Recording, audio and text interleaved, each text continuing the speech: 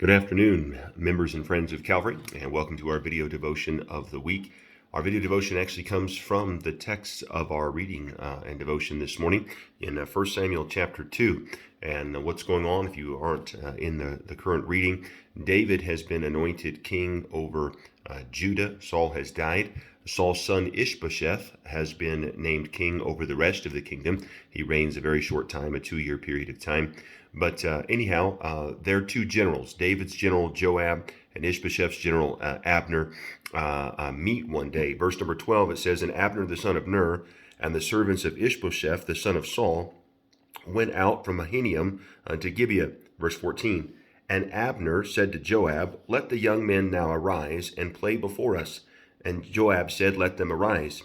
Then there arose and went over by number 12 of Benjamin, which pertaineth to Ishbosheth the son of Saul, and 12 of the servants of David. And they caught every one his fellow by his head, and thrust his sword through his fellow's side. So they fell down together, wherefore the place was called Hilkanaharazim, which is in Gibeah. And there was a very sore battle that day, and Abner was beaten, and the men of Israel before the servants of David."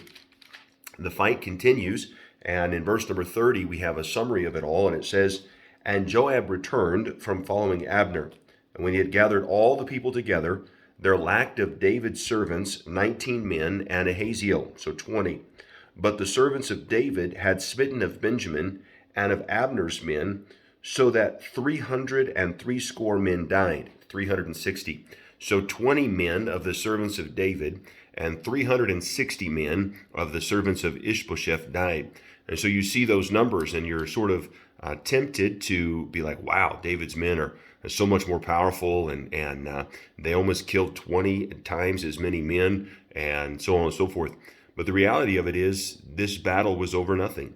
This battle didn't need to be fought. This battle didn't need to be raged or warred. They were sitting around and in arrogance, bragging about who was better and who was stronger, who was more powerful. And so they decided to send 12 men and 12 men, and David's men won, and Ishbosheth's men began to flee away.